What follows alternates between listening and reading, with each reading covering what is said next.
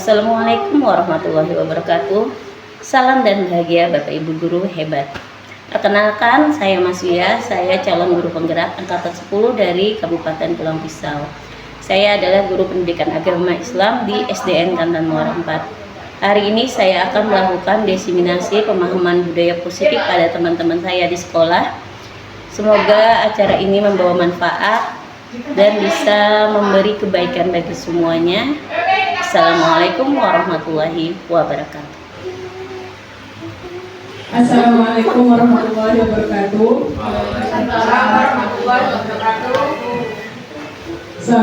Selamat pagi dan salam sejahtera bagi kita semua. Yang saya hormati Bapak Kepala Sekolah SDN Kantan Muara 4 dan yang saya hormati ibu-ibu Dewan Guru sekalian yang sudah hadir di ruangan ini. Alhamdulillahirrahmanirrahim, kita ucapkan syukur kepada Tuhan Yang Maha Esa karena sudah memberikan kesempatan, memberikan kesehatan kepada kita semua sehingga dapat berkumpul di ruangan ini untuk melaksanakan kegiatan diseminasi modul 1.4 budaya positif yang nantinya akan disampaikan oleh Ibu Mas Wia SPD. Dan sebelum kita masuk ke kegiatan inti, akan saya bacakan dulu susunan acaranya. Acara yang pertama yaitu pembukaan, yang kedua sambutan dari Bapak Kepala Sekolah SDN Kantan Muara 4, yang ketiga acara penyampaian diseminasi budaya positif, dan acara yang terakhir yaitu penutup. Kita masuk ke acara yang pertama yaitu pembukaan. Marilah kita buka acara ini dengan membaca basmalah bersama-sama. Bismillahirrahmanirrahim. Semoga acara ini dapat berjalan dengan lancar dari awal sampai akhir. Untuk acara yang kedua yaitu sambutan dari Bapak Kepala Sekolah SDN Kantan Muara 4 kepada Bapak Widodo, saya persilakan.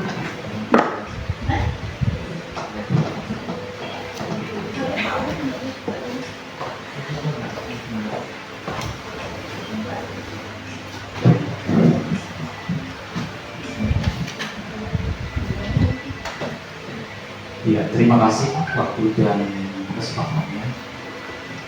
Assalamualaikum warahmatullahi wabarakatuh. Waalaikumsalam warahmatullahi wabarakatuh.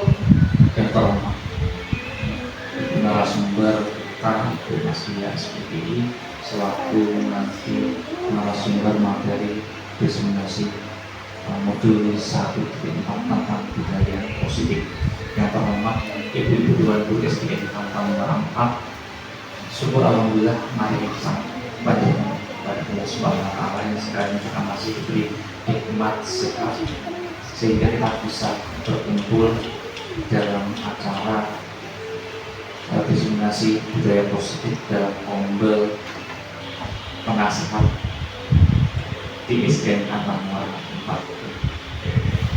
Ibu-ibu yang terhormat, pada kesempatan ini kami harapkan nanti ibu bisa memahami ya dan bisa merealisasikan apa yang sudah disampaikan Mas Wia ini dalam peningkatan budaya positif khususnya di SDN Kantan Muara 4 ya dalam pembelajaran di bahasa. Pada umumnya nanti yang diharapkan di sini adalah guru ini mampu menjadi inisiator dalam mewujudkan budaya positif yang ada di sekolah. Jadi budaya positif ini ada beberapa yang bisa diterapkan. Salah satunya mungkin nanti di situ ada perubahan paradigma belajar yang kita ajarkan di kelas ya. Terus selanjutnya disiplin positif.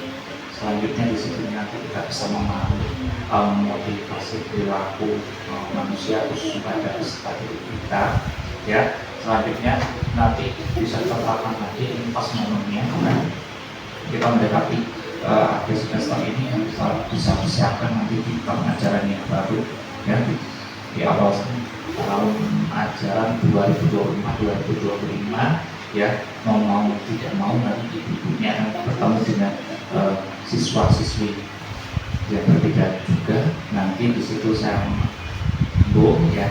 harapkan ibu nanti membuat sebuah keyakinan sekolah atau keyakinan kelas ya. Selanjutnya nanti ibu-ibu juga bisa memahami nanti bagaimana siswa-siswi ini yang baru bisa memahami kebutuhan dasar dari masing-masing peserta didik dalam hal belajar nanti ya.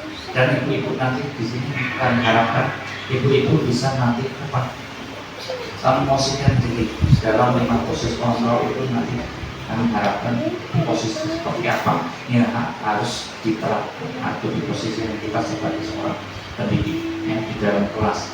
Nah, dan yang terakhir nanti dalam hal menemui kasus ya, ibu-ibu ini semuanya bisa menerapkan segitiga restitusi dalam penyelesaian masalah ya, khususnya untuk peserta didik ya, kita bisa membimbing ya dan memberikan kesadaran dari peserta didik tersebut. Jadi kami harapkan apa yang sudah disampaikan di Mas Ferry dan mendapatkan bisa kita serap nanti dan bisa kita realisasikan nanti, khususnya untuk menghadapi tahun ajaran yang baru 2024-2025. Mungkin itu aja yang bisa saya sampaikan. Saya pada umumnya saya mengapresiasi, terima kasih pada Ibu Mas Bila yang telah berkenan membagikan ilmunya kepada kita ya. Itu aja akhir kata. Wassalamualaikum warahmatullahi wabarakatuh.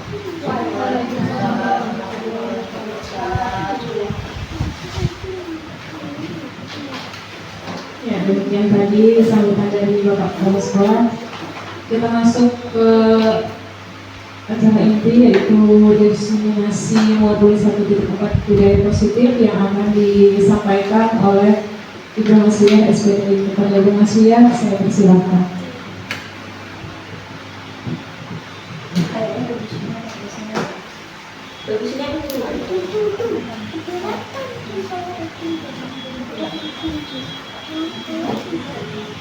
Assalamualaikum warahmatullahi wabarakatuh. Saya ucapkan terima kasih pada Ibu Puji sebagai moderator. Ini sebelumnya saya mengucapkan terima kasih kembali pada teman-teman semua karena sudah menyempatkan waktunya untuk sama-sama kita hari ini berbagi ilmu pengetahuan tentang budaya positif.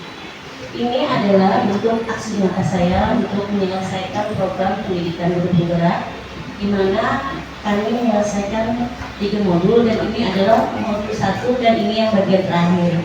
Jadi sebelum saya mengungkapkan kata itu budaya positif, terlebih dahulu kan kami ada 1 modul ini. Di modul 1 ini ada 4 submodul, yaitu pada modul 1.1 itu tentang filosofi Ki Dewantara.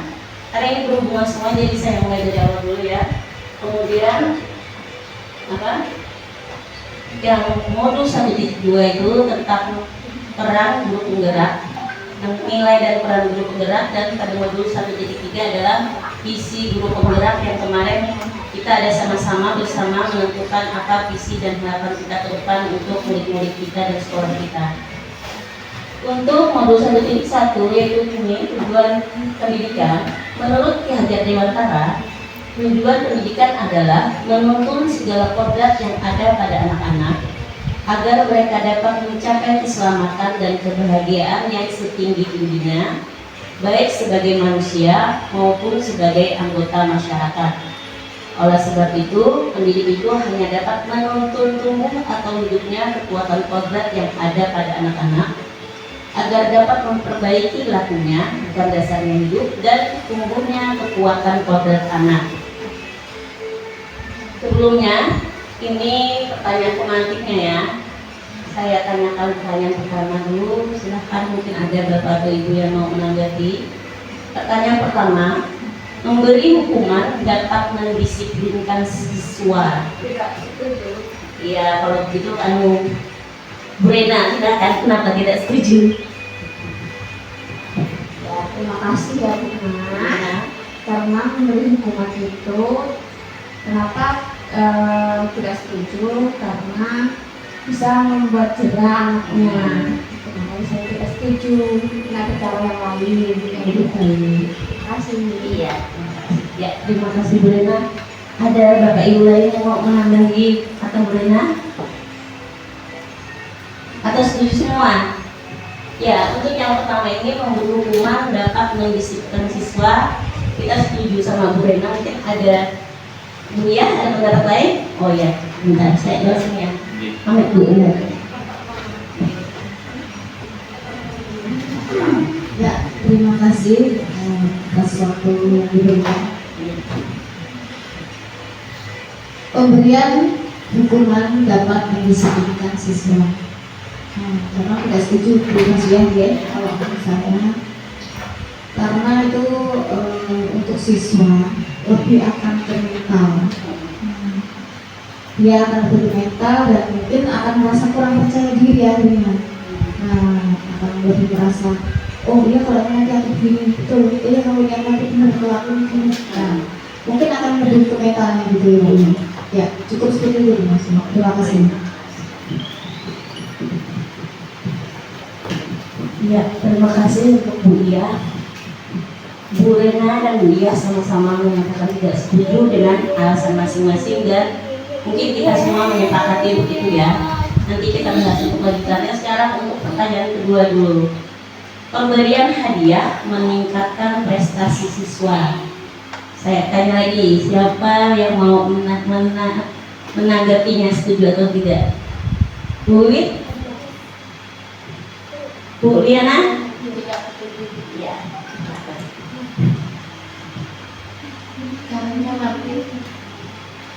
Karena nantinya itu sesuatu anak terus mengharapkan hadiah Bu. Dan kalau tidak diiming-iming hadiah, jadi apa ya, hilangnya kurang gitu, semangatnya kurang gitu. Betul, setuju sekali. Ya, setuju sekali Ibu Liana. Bapak Ibu lain mau nanggepin? Apa kita maju ke pertanyaan ketiga dulu ya? Ya, untuk yang ketiga, guru harus mampu memberikan solusi untuk setiap siswa yang bermasalah. Ya, Bapak mau menanggapi?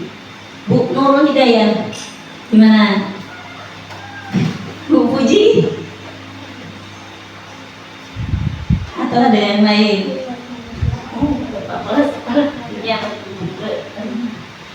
Tidak setuju.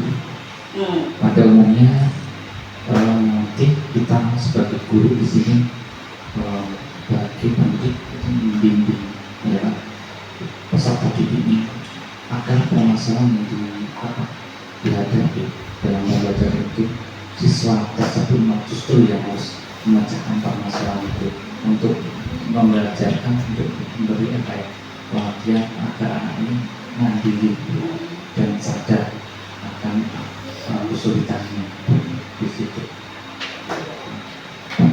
Terima kasih Bapak. Oke, kita simpan penjelasan tadi dulu ya jawabannya. Yang keempat, guru berperan sebagai teman bagi siswa. Apakah Bapak Ibu setuju? Ya, silakan Bu Nurul. Terima kasih waktunya diberikan. Ya, saya setuju karena kalau kita sebagai guru harus berteman dengan anak-anak, karena anak-anak akan merasa nyaman dengan kita, maka dia akan menerima pelajaran dengan baik. Kalau dia anak-anak tidak benar, anak-anak itu tidak kita jadikan teman, dia bisa terkekang atau kita kasih hukuman masa terkekang. Tapi kalau kita jadikan teman, anak-anak itu merasa happy gitu. Oke, mantap. Terima kasih Bu Nurul. Ya baik teman-teman. Untuk yang pertanyaan pertama itu ya, pemberian hukuman dapat mendisiplinkan siswa itu mungkin sebagian orang, mungkin kita dulu juga setuju, tapi benar untuk sekarang paradigma perubahannya itu tidak dibenarkan. Satu, kayak dia bilang akan bisa membuat mental anak-anak down. Di situ kata Bu Rena juga mungkin nanti mereka ada cerahnya, mungkin nanti sama gurunya tuh jadi kayak ada dendam mungkin gitu ya maksudnya. Untuk yang kedua juga memberikan hadiah meningkatkan prestasi siswa. Kalau dulu kita ingin mereka bahagia, tapi ternyata itu membuat mereka tergantung dengan kita. Mereka selalu ingin diberikan apresiasi atas apa yang mereka lakukan. Kemudian yang ketiga, guru harus mampu memberi solusi untuk setiap siswa yang bermasalah. Seperti kata Pak Wali tadi tidak setuju. Kalau kita dulu mungkin gitu ya, setiap ada permasalahan di sekolah kita lah yang menentukan solusinya. Tapi sekarang kita menuntut siswa untuk menemukan solusinya sendiri dengan mereka berpikir kritis dan menyadari bahwa mereka telah melakukan kesalahan Dan yang keempat, berperan sebagai teman bagi siswa itu setuju. Saya setuju juga sama Bu Nurul. Saya pun setuju kita berperan sebagai teman, tapi nanti kita pada masukin ini tentang disiplin positif, ada posisi yang lebih tinggi lagi dari hanya sebagai teman. Walaupun memang tidak seharusnya, tidak selamanya yang dianggap ideal itu adalah benar, tapi nanti ada yang satu posisi kontrol yang dianggap lebih ideal daripada sebagai teman saja nih. Kita lanjutkan materinya dulu ya, nanti kita ke situ. Nih, karena hari ini budaya positif ya. Nih, budaya positif di sekolah yaitu nilai dan kebiasaan sekolah yang berpihak pada murid agar mereka dapat berkembang menjadi pribadi yang kritis, penuh hormat dan bertanggung jawab sesuai dengan profil pelajar Pancasila. Berikutnya, konsep utama budaya positif ini menurut saya ada 7 ya. Satu, perubahan paradigma belajar. Perubahan paradigma belajar ini mungkin dulu pada zaman kita itu kita memposisikan sebagai apa? Kontrol itu ada pada guru atau dinamakan juga dengan teori stimulus respon yang kalian ada dibahas. Kemudian sekarang kita beralih pada teori kontrol, di mana kontrol itu ada pada diri sendiri. Kemudian yang kedua adalah disiplin positif. Yang ketiga, kebutuhan dasar manusia. Yang keempat, motivasi perilaku manusia. Yang kelima, restitusi atau posisi kontrol guru. Yang keenam, keyakinan kelas. Dan yang ketujuh adalah segitiga restitusi yang seperti tadi disampaikan Bapak Kepala Sekolah ya, karena beliau sebagai senior, saya juga seperti guru penggerak. Jadi ini kebetulan kita pas sekali pada akhir tahun ajaran, jadi nanti mudah-mudahan kita semua bisa mengaplikasikannya pada tahun ajaran baru dengan membuat keyakinan kelas, kemudian menghadapi murid dengan memposisikan sebagai posisi manajer. Kalau bisa nanti ya, kita lanjutkan dulu. Ini perubahan paradigma belajar. Dalam membangun budaya positif, sekolah dapat menyediakan lingkungan yang positif, aman, dan nyaman agar siswa mampu berpikir, bertindak, dan mencipta dengan merdeka, mandiri, dan bertanggung jawab. Kemudian disiplin sangat berkaitan dengan kontrol guru terhadap siswa. Di sini perubahan paradigma ini kita membangun budaya positif. Budaya itu adalah kebiasaan di sekolah yang kita ajaran ke anak-anak dan akhirnya mendarah daging dan mereka lakukan berdasarkan kesadaran mereka sendiri. Seperti kalau sekolah kita kan sudah membudayakan 5S, sopan, santun, senyum, sapa, dan salam ya. Nah itu salah satu membangun budaya positif. Kemudian menyediakan lingkungan yang positif, aman dan nyaman itu sudah jelas. Kita juga sudah sama-sama berusaha agar lingkungan sekolah kita itu memiliki memiliki lingkungan yang positif, memberikan rasa aman dan nyaman bagi siswa kita. Entah itu dari keadaan kebersihannya, kondisi orang-orangnya, saling menghormati, saling menghargai gitu. Dan menciptakan mereka dengan merdeka, mandiri, dan bertanggung jawab. Dari semua itu, ini bertanggung jawab, mandiri, merdeka, berpikir kritis, aman, ini semua tercantum dalam profil pelajar Pancasila, disiplin juga. Jadi perubahan paradigma ini sangat sesuai sekali untuk kita sekarang menggunakan kurikulum merdeka, di mana kita lebih mengutamakan kemerdekaan dalam menyampaikan sesuatu yang sesuai dengan minat dan bakatnya. Ini contoh kegiatannya, kita lihat aja yang ini ya. Perubahan paradigma belajar menurut Dr. William Glasser adalah ilusi guru mengontrol murid, kemudian ilusi bahwa semua penguatan positif efektif dan bermanfaat, ilusi bahwa kritik dan membuat orang merasa bersalah dapat menguatkan karakter, dan yang terakhir adalah ilusi bahwa orang dewasa memiliki hak untuk memaksa. Kita dulu semua mungkin menyadari bahwa kita berasumsi sebagai seorang guru, inilah yang kita lakukan, bahwa kita bisa mengontrol murid sesuai dengan maunya kita. Kemudian bahwa apapun yang kita ajarkan ke murid itu tujuannya adalah untuk kebaikan mereka bagaimanapun caranya istilahnya ya. Kemudian membuat murid merasa bersalah, supaya kita tidak melakukan tidak memberikan hukuman, tapi membuat mereka merasa bersalah pun kita menganggap itu akan menguatkan karakternya. Mungkin kita beranggapan mentalnya nanti akan kuat nih kalau mereka kita arahkan seperti ini gitu. Kemudian ilusi bahwa orang dewasa memiliki hak untuk menyaksa itu juga masih ada sebagian untuk kita, ada yang merasakan seperti itu karena kita merasa kita ada hak, karena kita merasa lebih banyak pengalaman dari siswa kita, akhirnya kita merasa kita bisa menentukan mereka, kita bisa mengajarkan hal yang benar, akhirnya kita lah yang memilihkan apa yang terbaik bagi mereka. Berikutnya di sini ada beberapa contoh perubahan ya, perubahan paradigmanya dari stimulus respon ke teori kontrol. Itu dari stimulus respon bahwa kita menganggap bahwa kebutuhan kita semua adalah sama, kemudian berubah menjadi kebutuhan kita semua adalah berbeda-beda. Kemudian semua orang melihat hal sama. Pada teori kontrol, setiap orang memiliki gambaran yang berbeda. Istilahnya kita memiliki sudut pandang, pikiran dan mimpi yang berbeda-beda dalam pikiran kita, dalam hati dan sanubari kita. Itulah yang diterapkan sekarang. Kita tidak bisa memaksakan orang lain seperti apa yang kita inginkan gitu. Cita-cita kita berbeda sama orang lain gitu ya. Kemudian kita mencoba mengubah orang agar berpandangan sama dengan kita, itu teori stimulus respon. Kemudian berubah dengan menyatakan bahwa kita berusaha memahami pandangan orang lain tentang dunia. Kemudian pada teori stimulus respon juga, perilaku buruk dilihat sebagai suatu kesalahan, dan pada teori kontrol semua perilaku memiliki tujuan, karena pada dasarnya kan semua perilaku yang ditunjukkan adalah bagaimana caranya agar kita memenuhi kebutuhan masing-masing. Jadi karena apa tadi? Yang perilaku mana tadi saya? Jadi lupa. Perilaku yang mana tadi sampainya? Oh iya, perilaku buruk dilihat sebagai suatu kesalahan pada stimulus respon, dan pada teori kontrol semua perilaku memiliki tujuan. Pada stimulus respon, orang lain bisa mengontrol saya, sedangkan pada teori kontrol hanya Anda yang bisa mengontrol diri Anda sendiri.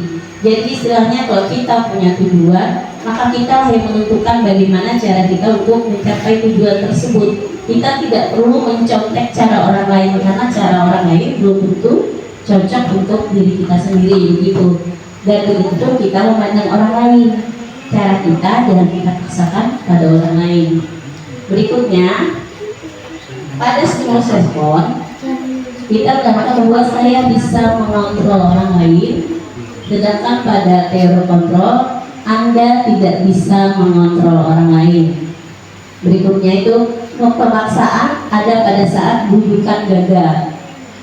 Istilahnya kayak kita pada anak, kalau kita nyuruh dia makan, kemudian kita menyuruh gagal, maka kita akan memaksa anak kita untuk makan, entah dengan cara disuapi atau dimarahi, diancam, bisa jadi gitu kan. Sekarang tidak. Kolaborasi dan konsensus menciptakan pilihan-pilihan baru. Umpamanya kita menyuruh anak tidak mau makan, kita katakan dulu, kamu lapar atau tidak? Kalau dia menyatakan lapar, maka kita beri pilihan.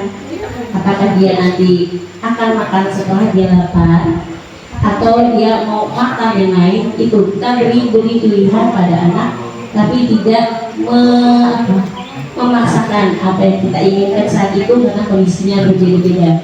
Yang terakhir adalah model berpikir menang kalah pada stimulus respon, dan kemudian kita merubahnya menjadi berpikir bahwa sama-sama menang, tidak ada yang kalah dan tidak ada yang menang ya. Apa makna dari disiplin? Disiplin berasal dari bahasa Latin yaitu disciplina, yang artinya belajar. Disiplin diri membuat orang menggali potensinya menuju sebuah tujuan, apa yang dia hargai, apa yang dia yakini ya. Namun dalam budaya kita, makna kata disiplin telah berubah menjadi sesuatu yang dilakukan seseorang pada orang lain untuk mendapatkan kepatuhan. Ya, memang kita kadang kan berasumsi bahwa anak ini disiplin karena dia patuh sama guru.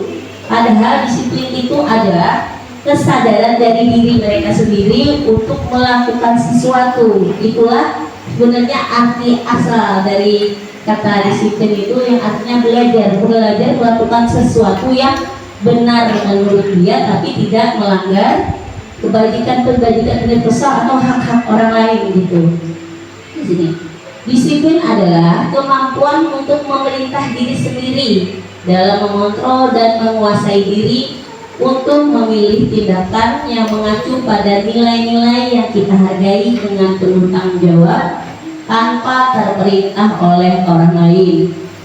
Nilai-nilai yang kita hargai adalah nilai kebajikan atau sifat positif manusia yang merupakan tujuan mulia yang ingin dicapai setiap individu, yaitu nilai-nilai dalam profil pelajar Pancasila. Karena ini kita ruang lingkupnya pendidikan, maka nilai yang kita ambil adalah nilai-nilai dalam profil pelajar Pancasila. Nih. Kemudian untuk menjadi orang yang disiplin dan memahami orang lain, kita harus mengenali kebutuhan dasar manusia, hingga memandang orang lain itu tidak langsung menyalahkan, tapi kita melihat kebutuhan apa yang berusaha untuk mereka penuhi dari tingkah laku yang mereka tunjukkan. Di sini ada apa nih? Ada 5 kebutuhan dasar manusia, yaitu ini survival atau kebutuhan untuk bertahan hidup. Kemudian ini kebebasan, dimana mungkin bebas ini berbeda-beda dari versi setiap orang ya. Kemudian kesenangan, cinta kasih sayang atau merasa diterima, dan yang terakhir ada kebutuhan penguasaan. Realitasnya adalah kebutuhan setiap orang itu berbeda. Kita harus berusaha memahami pandangan orang lain tentang dunia. Setiap orang memiliki gambaran yang berbeda. Nih kayak saya bacakan satu contoh kasus ya. Ibu Ria, guru kelas 6 di SD Permai, sedang bingung menghadapi ulah salah satu murid di kelas bernama Agus. Beberapa anak telah datang dan mengeluhkan Agus yang seringkali meminta bekal makan siang mereka dengan paksa. Jika Anda menghadapi situasi seperti Bu Ria, apa yang akan Anda lakukan? Menurut Anda, kira-kira apa alasan si Agus melakukan itu? Saya minta pendapat pertama dari Ibu Nurliana dulu. Kira-kira kebutuhan apa yang diperlukan Agus dari sudut pandang Ibu Nurliana? Mungkin menurut saya kebutuhan kasih sayang Tuhan. Oh iya, kasih sayang ya Bu Karena ini. mungkin dia kurang perhatian dari orang tuanya, sehingga orang tua kita membawakan dia bekal. Iya. Dan akhirnya dia minta bekal ke temannya. Iya. Kemudian Ibu Iya ada pendapat lain, kira-kira kebutuhan apa yang diinginkan Agus? Sama Bu Wiwi? Sama Bu Nurul? Oke. Di sini kan ini ada 5 kebutuhan, ada bertahan hidup, kebebasan, penguasaan, cinta kasih dan kesenangan. Bu Nurliana tadi menyatakan bahwa itu adalah untuk dia memerlukan kebutuhan apa?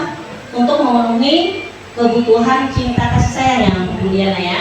Cinta kasih sayang atau merasa diterima. Sebenarnya kita bisa mengasumsikan dia bisa jadi dia perlu untuk namanya ya Agus untuk bertahan hidup di survival bisa. Itu tergantung sudut pandang kita masing-masing.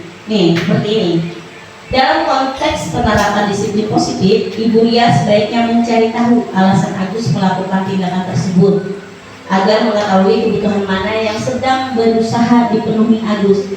Jadi bisa jadi dia perlu survival, dia bisa perlu logik seperti kata Bu Nurliana tadi, dia perlu perhatian bisa jadi. Kemudian dia bisa ini, dia merasa hebat karena temannya jadi takut, kan dia memaksa kan, jadi takut dan menuruti keinginannya. Jadi di sini penguasaan juga bisa jadi kalau kita menanyakan dia maunya apa alasan dia. Dari alasan dia akhirnya kita baru bisa mengetahui apa yang ingin dipenuhinya. Jadi 5 kebutuhan ini bisa saja diperlukan oleh si Agus, tergantung dari alasan kenapa dia melakukan pemaksaan itu pada teman-temannya. Iya kan kok survival karena dia lapar. supaya dia betah hidup, ya dia maksa minta punya temannya. Oh ini kan biar aja dia nakal tapi diperhatikan temannya, dia bisa. Cuma ini kekuatan biar orang takut. Ini cuma untuk bersenang-senang aja karena dia suka lihat wajah temannya.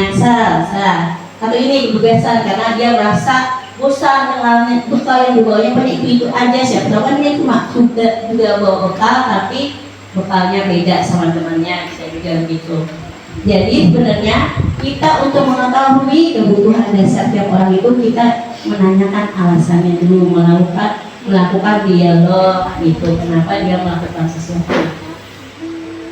Ini kita lewat aja dulu. Nah di sini ada tiga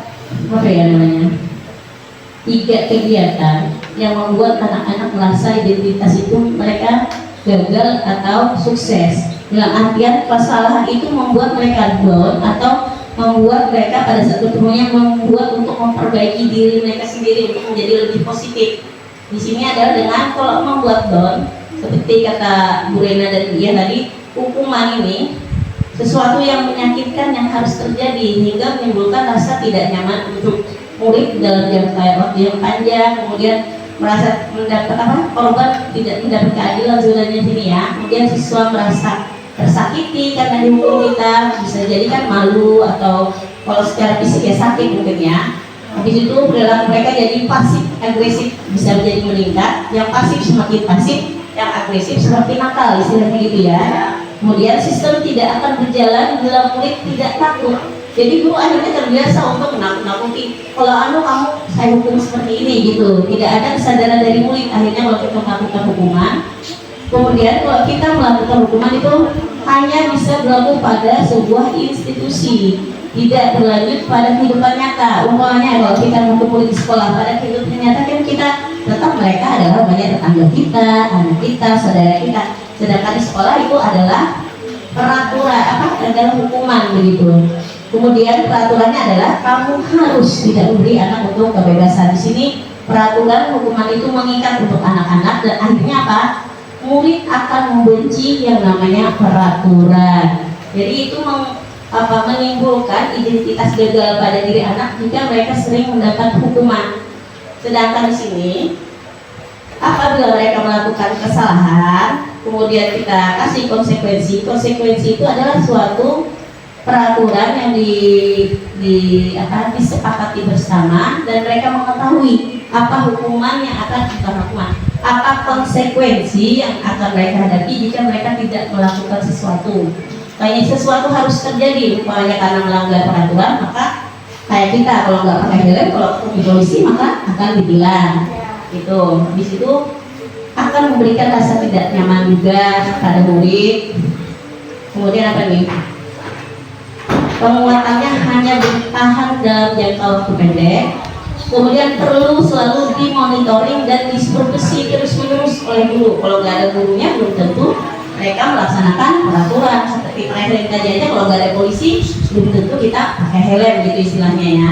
Kemudian membantu penerapan mengikuti peraturan dalam masyarakat. Istilahnya itu pembiasaan, karena kalau di lingkungan sekolah beda sama di lingkungan masyarakat. Kita tidak bisa menerapkan peraturan di sekolah pada masyarakat. Kenapa? Umpamanya kemarin ada kalau ada pencuri nggak mungkin kita pakai segitiga restitusi. Pasti kalau ada pemerintahan kita akan menggunakan namanya hukuman. Tapi pada pendidikan, pada dunia pendidikan kita menggunakan segitiga restitusi karena untuk membangun karakter mereka.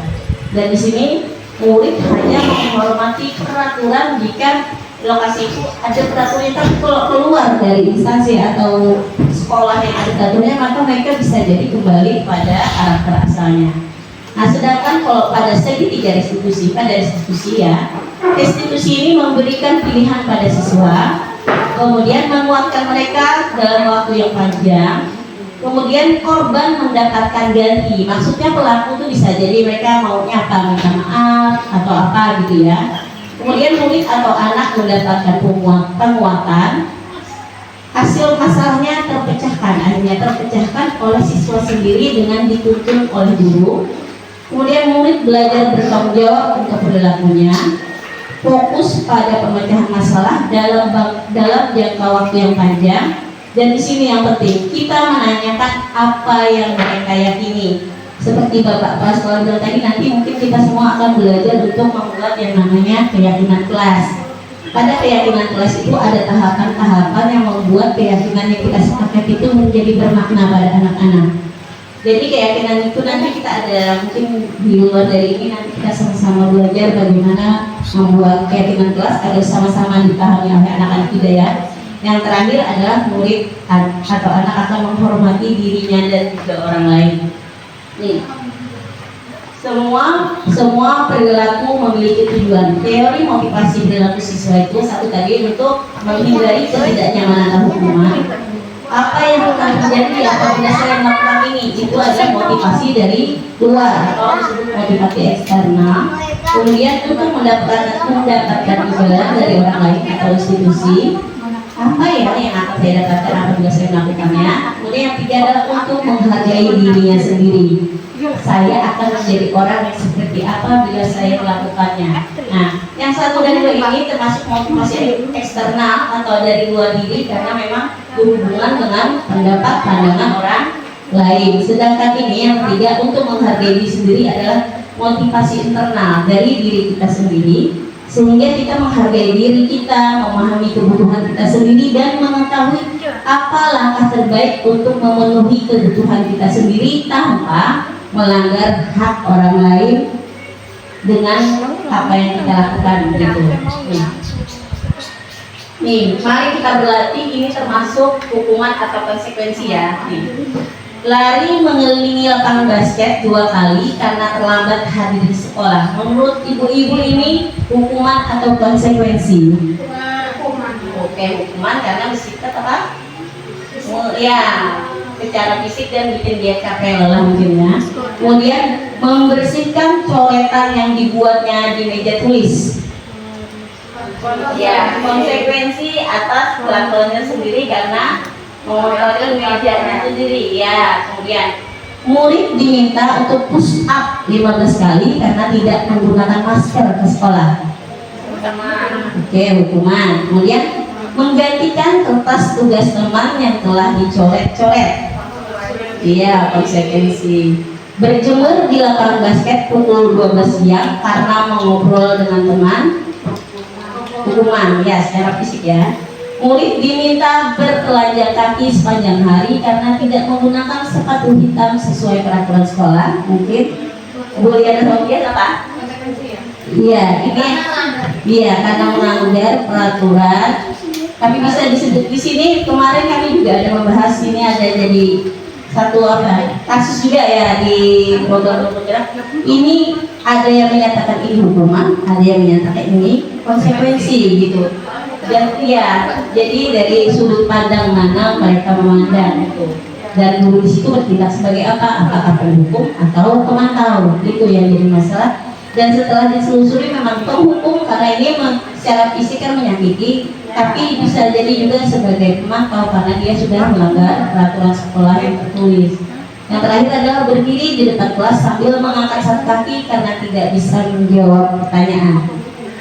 Hukuman, ya. Jadi di sini jelas kalau hukuman adalah bentuk membuat rasa tidak nyaman secara fisik ya. Mungkin secara mental juga bisa secara apa? Kata-kata gitu mungkin bisa juga. Kalau konsekuensi ada kita menutupi kesalahan istilahnya mengganti, memberikan pengganti seperti ini, membersihkan coretan di meja yang membuat ini kan menggantinya adalah dengan cara membersihkan ini, menggantikan kertas tugas teman yang telah dicoret. Ini juga konsekuensi. Iya, melatih tanggung jawab kata guru-gurunya. Konsekuensi adalah melatih cara untuk bagaimana mereka bertanggung jawab. Nih di sini konsekuensinya ini ada 2 ini tadi bertanggung jawab atas apa yang dilakukan. Yang lain adalah karena menyakiti secara fisik, ini adalah hukuman. Kemudian kita masuk ke restitusi posisi kontrol guru. Di sini ada 5 posisi kontrol guru yang mungkin 4 dari ini pasti sudah pernah kita lakukan. Yang terakhir ini mungkin akan kita usahakan untuk belajar menjadi seperti ini. Yang pertama itu penghukum, kemudian membuat rasa bersalah sebagai teman, seperti kata Bu Nurul tadi, kita sebagai teman biar lebih enak gitu ya. sebagai pemantau, dan yang terakhir adalah sebagai manajer. Nih, di sini posisi kedua, saya kecewa sekali dengan kamu. Itu dia memposisikan diri sebagai pembuat rasa bersalah. Kamu tidak pernah benar. Kalimat tidak pernah benar juga disebut sebagai hukuman karena membuat mental murid mungkin merasa dia down, apalagi diucapkan di hadapan teman-temannya. Kemudian ini, ayo lakukan dengan ibu atau bapak sebagai teman. Saya sering melakukannya ini, dan mungkin kita juga merasa inilah paling bagus antara kita semua ya. Kemudian ini, apakah kamu mau mendapatkan stiker bintang hari ini? Itu ternyata sebagai pemantau.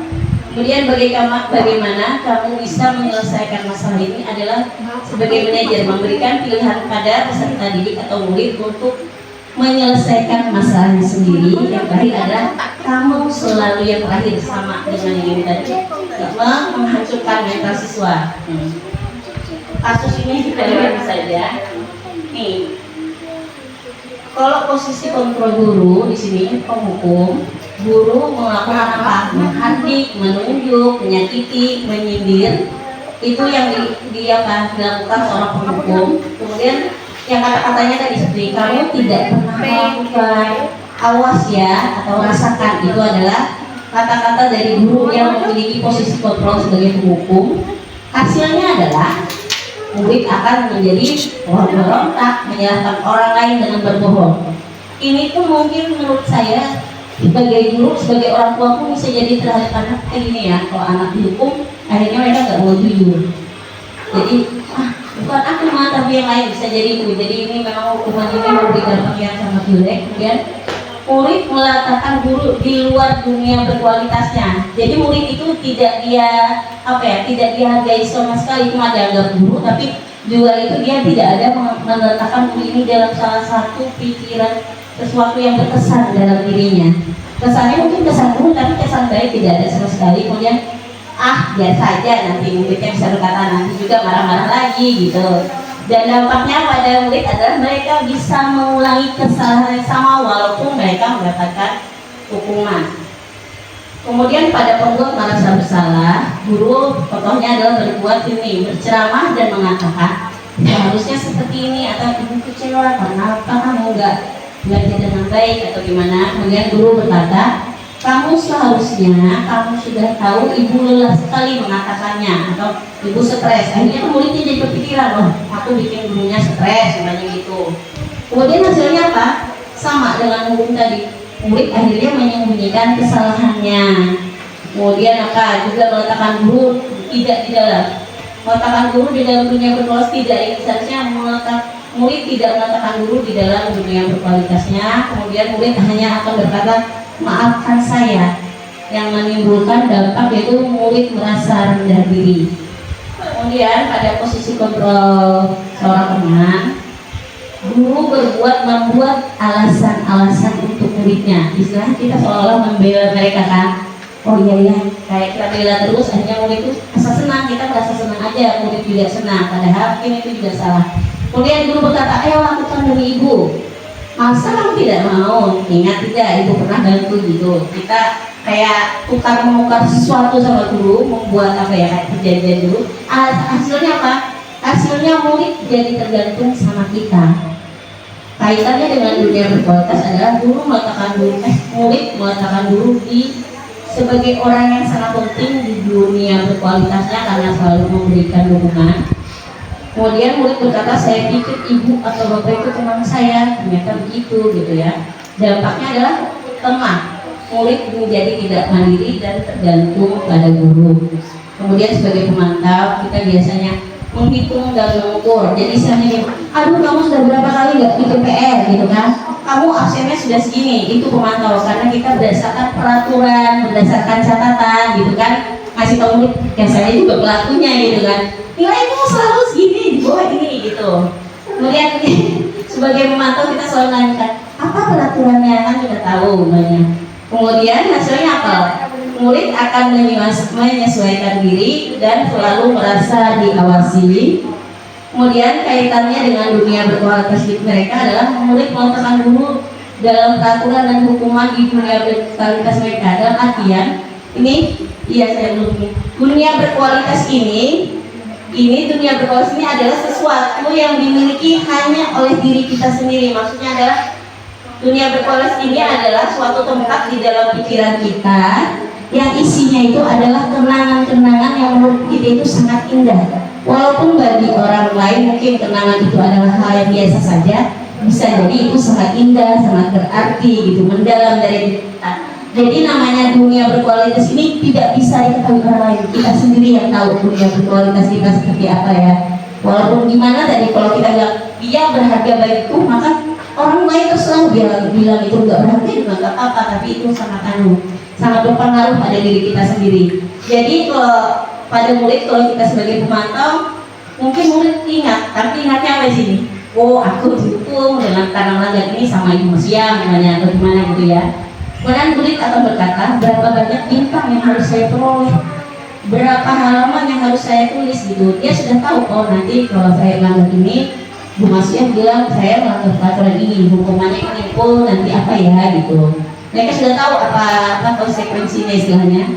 Kemudian dampak pada muridnya adalah menitik beratkan pada sanksi atau hadiah untuk dirinya sendiri, karena mereka tahu sanksinya apa, hadiahnya apa. Yang terakhir, ini memberikan identitas keberhasilan atau sukses ya, karena penonton dari diri sendiri, mereka hanya menghargai diri sendiri dengan guru memposisikan diri sebagai manajer. Jadi guru ini perbuatannya mengajukan pertanyaan-pertanyaan bermakna untuk mengorek informasi. Akhirnya kita mengetahui kebutuhan apa yang diperlukan oleh murid dan apa yang ingin dia penuhi dari perilaku yang mereka lakukan. Kemudian guru berkata, apa yang kita yakini, apa yang bisa kau kerjakan untuk memperbaiki masalah ini. Jadi kita kembalikan sendiri kalau seorang murid bermasalah, banyak terlambat sekolah, kita kembalikan dulu, kamu apa yang kira-kira kamu yakini gitu, yang kamu langgar apa, kita bertanya, tetap kita kembalikan semuanya pada murid. Hasilnya adalah menguatkan pribadi murid sendiri. Kemudian kaitan dengan dunia berkualitas murid adalah murid meletakkan dirinya sebagai individu yang positif. Jadi dia di otaknya, aku bagus gitu. Dalam dunia berkualitas mereka menganggap diri mereka adalah positif, bukan orang yang buang atau gimana gitu ya, karena kata-kata yang manis dari gurunya. Kemudian murid berkata, bagaimana caranya saya bisa memperbaiki keadaan. Kemudian dampak pada muridnya, mereka bisa mengevaluasi diri mereka sendiri dan berpikir bagaimana caranya memperbaiki diri. Istilah itu menumbuhkan motivasi dari diri mereka sendiri. Kemudian keyakinan kelas ini, seperti yang kelas tadi ya. Keyakinan kelas adalah nilai-nilai kebajikan atau prinsip-prinsip universal yang disepakati bersama secara universal, lepas dari perbedaan agama, suku, negara, bahasa. Menurut dosen William Gosset tadi pada tahun 1998, suatu keyakinan akan lebih memotivasi seseorang dari dalam prinsip. Seseorang akan lebih bersemangat untuk menjalankan keyakinannya daripada hanya sekedar mengikuti peraturan. Berikutnya nih budaya positif ini di lingkungan sekolah. Kemudian lingkungan sekolah yang akan membangun budaya positif tentu akan membuat lingkungan sekolah yang positif, nyaman, aman bagi siswa. Kemudian kalau sudah nyaman, aman bagi siswa, akan dibentuk sebuah keyakinan kelas. Dan terakhir adalah peraturan kelas. Di sini peraturan kelas dan keyakinan kelas itu dipisahkan, karena kalau peraturan kelas ini biasanya itu satu arah dari guru, dan keyakinan kelas adalah disepakati oleh seluruh anggota kelas, seluruh siswa ya, dengan memahami makna dari keyakinan yang sama-sama dibuat. Ini berikutnya ini peraturan dan keyakinan kelas ada bedanya, dari setelah itu dikembalikan buku tempatnya. Itu untuk kalau keyakinan kelasnya itu menggunakan kata-kata dari kebajikan universal ya, berarti menunjukkan tanggung jawab banyak. Kalau peraturan kelasnya dilarang mengganggu orang lain, maka keyakinan kelasnya menghormati orang lain. Jadi perbedaan paling penting antara peraturan kelas dan keyakinan kelas ini adalah di kalimatnya. Kadang-kadang kalau peraturan kelas itu kayak ini dilarang mengganggu orang lain kan, ini kalimat negatif istilahnya. Maka di sini bisa diganti menjadi kalimat yang positif, yaitu dengan menghormati orang lain dan diri sendiri. Kemudian ini akan hadir sekolah 5 menit. Pokoknya kalian semua bisa lihat sendiri, ini perbedaan dari peraturan dan keyakinan kelas atau nilai kebajikan yang dituju. Dan ini nanti bisa kita terapkan pada saat tahun ajaran baru. Kita sama-sama siswa kita berusaha belajar untuk membuat keyakinan kelas bersama. Apa yang guru lakukan, apa yang murid lakukannya, apa yang kamu lakukan, aku tidak, gitu ya. Nih, pembentukan keyakinan kelas ada beberapa tahap, yaitu pertama, keyakinan kelas bersifat lebih abstrak daripada peraturan kelas karena lebih universal, lebih umum. Keyakinan kelas bersifat lebih abstrak daripada peraturan yang lebih rinci dan konkret. Jadi peraturan itu memperjelas apa yang telah dibuat pada keyakinan kelas. Kemudian keyakinan kelas berupa pernyataan universal. Pernyataan keyakinan kelas dibuat dalam bentuk positif. Keyakinan kelas hendaknya tidak terlalu banyak sehingga mudah diingat dan dipahami. Jadi sekitar 3-5 lah. 7 juga kadang terlalu banyak, saya coba kemarin dikasih. Kemudian keyakinan kelas sebaiknya sesuatu yang dapat diterapkan di lingkungan tersebut. Jadi sesuai keadaan aja. Semua warga kelas ikut berkontribusi dalam membuat keyakinan kelas lewat kegiatan curah pendapat. Kemudian bersedia meninjau kembali keyakinan kelas dari waktu ke waktu.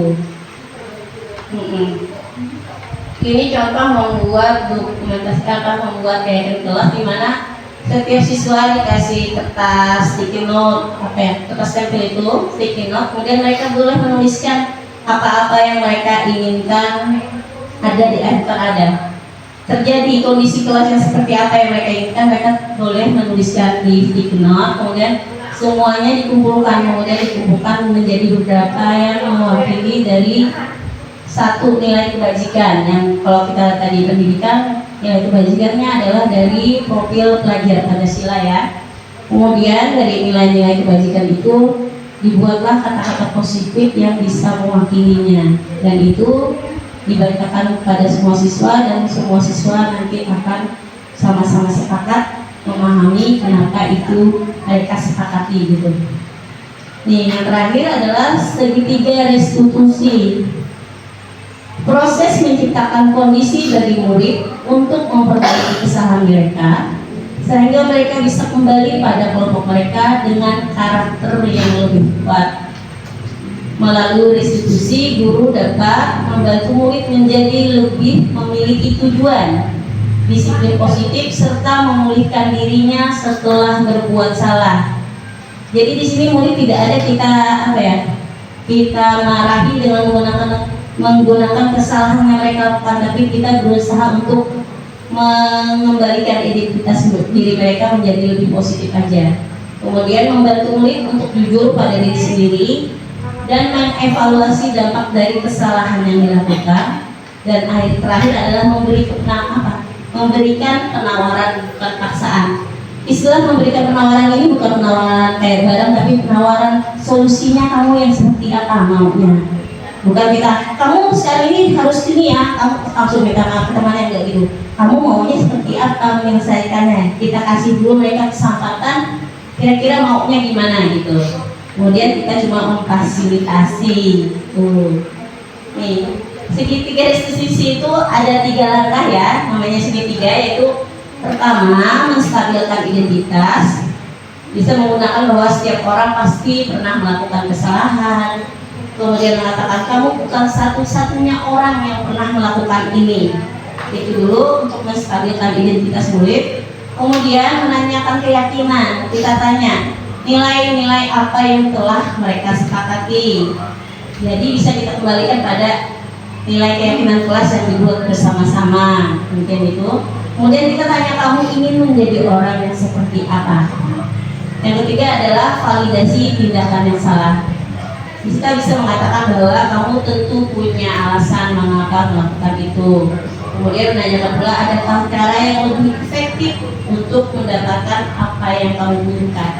Segitiga restitusi ini tidak harus berurutan kita melakukannya, tergantung sikonnya. Iya, jadi kata-katanya nggak usah, aku harus tampilkan identitas dulu. Kali-kali kata-katanya kalau dapat kasus itu kita jadi bingung sendiri. Tapi intinya di sini kita tidak menyalahkan, tidak menyalahkan, tapi memfasilitasi ya. Nih, untuk menstabilkan identitas mungkin kita di sini jelas sudah menyatakan bahwa berbuat salah itu tidak apa-apa. Walaupun sebenarnya mungkin fatal bagi kita, tetap kita mengatakan bahwa itu tidak apa-apa. Kemudian menyatakan bahwa manusia itu tidak ada yang sempurna. Kemudian menyatakan saya pernah melakukan kesalahan itu, kalau memang kita sebagai guru pernah melakukannya. Nggak pernah kita bisa cari kata-kata yang lain. Kemudian kita ajak, kita bisa menyelesaikan sama-sama. Kata kita itu menunjukkan bahwa kita akan selalu mendampingi murid kita untuk menyelesaikan masalahnya ya.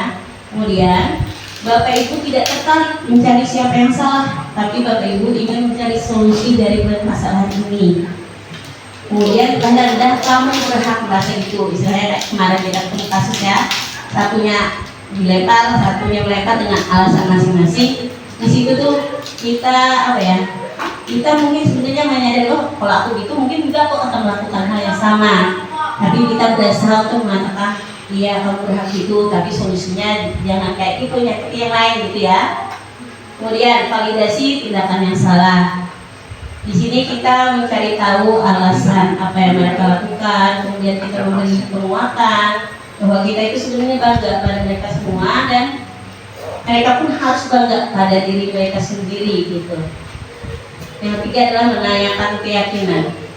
Apa yang kita percaya sebagai kelas atau keluarga, kemudian nilai-nilai umum apa yang telah disepakati, bayangan kita tentang kelas yang ideal dan mau menjadi orang yang seperti apa itu kita bisa tanyakan pada siswa, dikembalikan dengan menanyakan proses mereka waktu bersama guru-gurunya membuat keyakinan kelas, kemudian sama-sama menyepakatinya.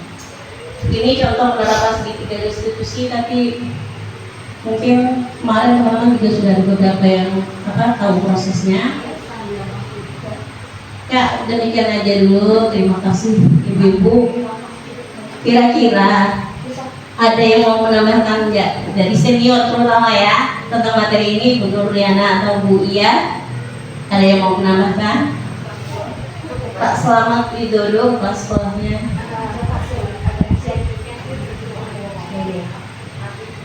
Oke, baiklah kawan-kawan, saya rasa sampai di sini saya memaparkan tentang destinasi budaya positif pada modul 1.4 sebagai tugas saya sebagai calon guru penggerak angkatan 10 ya. Semoga yang saya paparkan ini membawa kebaikan bagi kita semua. Kita sama-sama belajar untuk menjadi lebih baik, memperbaiki diri dengan memahami tentang budaya positif. Saya memahami budaya positif ini karena setelah saya masuk materi ini banyak materi yang menampar wajah saya sendiri. Iya, jadi di sini saya ingin kita nanti bersama-sama memperbaiki diri, sama-sama mengingatkan, karena saya juga sama sendiri mengakui ya kekurangan saya itu tahu sendiri semua.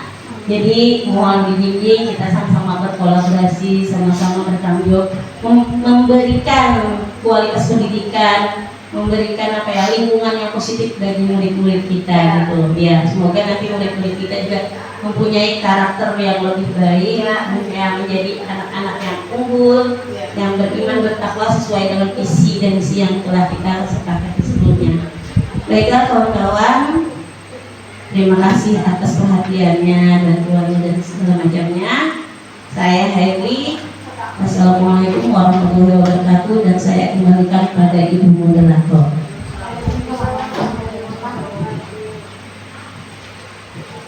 Terima kasih kepada Bu Masya yang sudah memaparkan destinasi budaya positif tadi dengan panjang dan lebar.